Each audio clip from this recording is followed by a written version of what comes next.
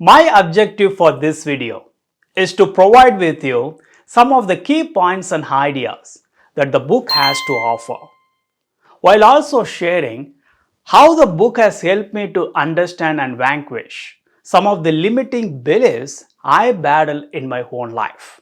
Who should read it? Anyone who wants to maximize their willpower, enhance their learning efficiency, and unlock their full potential will benefit from reading this book. It is also an incredible resource for people who are looking to set and achieve ambitious goals. Either welcome back. You're with me on Be a Moon, not a Star.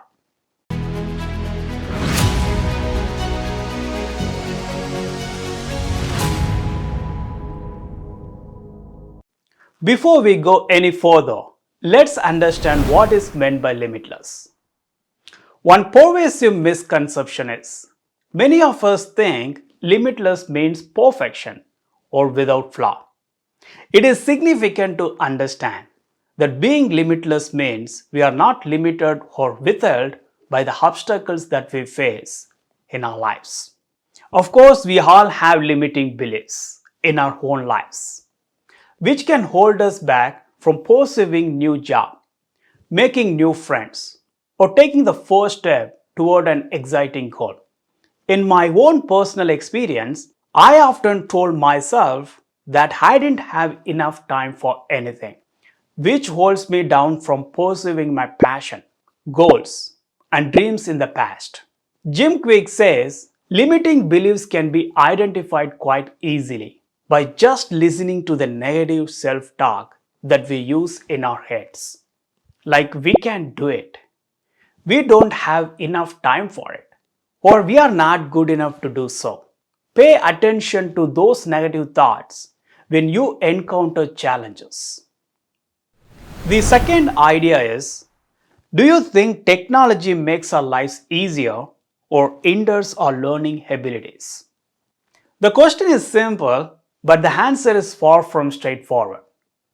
For example, it is no surprise that average person consumes 3 times of more information today than in the 1960s, because we have constant access to a wealth of information right at our fingertips.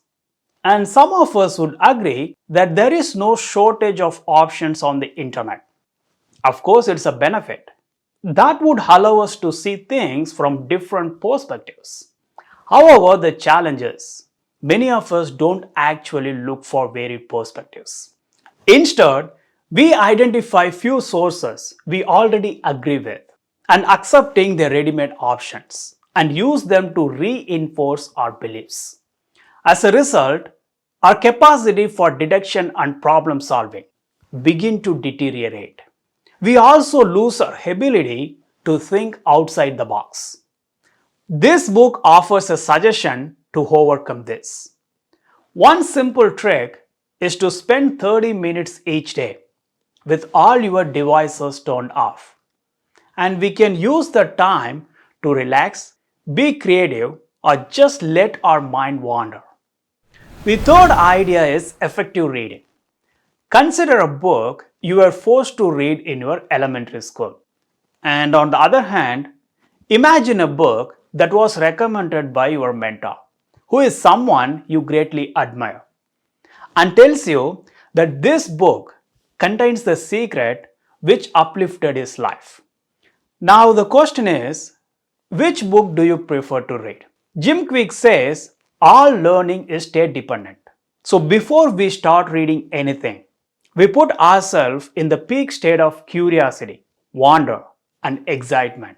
You can do this by asking the following 3 questions.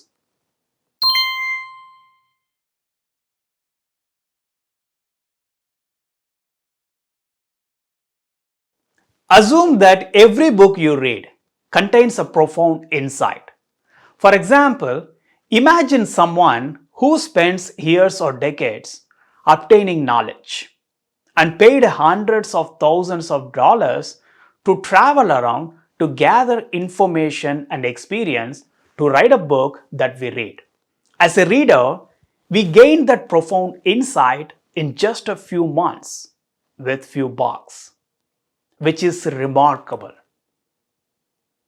The fourth idea is there is no such thing as a good memory or a bad memory, only a trained memory or an untrained memory. For example, I will provide you with a list of simple words, and your task is to memorize them in the order they are given. What was the method you used to remember the list? Did you repeat the words in your head over and over again? Or did you try to see the words as picture in your mind? Most of us use a one or a combination of both that I mentioned. The process of repeatedly saying or writing information down to remember is called repetition learning. We used repetition learning in our elementary school to remember the multiplication table. For example, we would have said to ourselves, 7 times 7 is 49. We repeated this over and over again until we remember it. No wonder many of us would agree that repetition learning had decent results when we are younger. But in today's world, it will leave us drowning in information and mental fatigue. Well, I have made a separate video for this. You can find the link in the description below. And the last one is small simple steps. Do something today that your future self will thank you for. I love this quote because it makes me think of how powerful a single step is. Small simple steps are the smallest action that we take right now to move us closer toward our goal. Oftentimes, these small steps are so simple, but many of us struggle to get started even when we know there is a good thing waiting for us on the other side.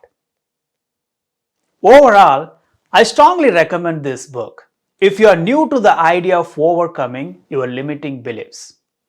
And if you find this video informative, please click the like button and subscribe to my channel. Be a moon, not a star. And always thank you for tuning in.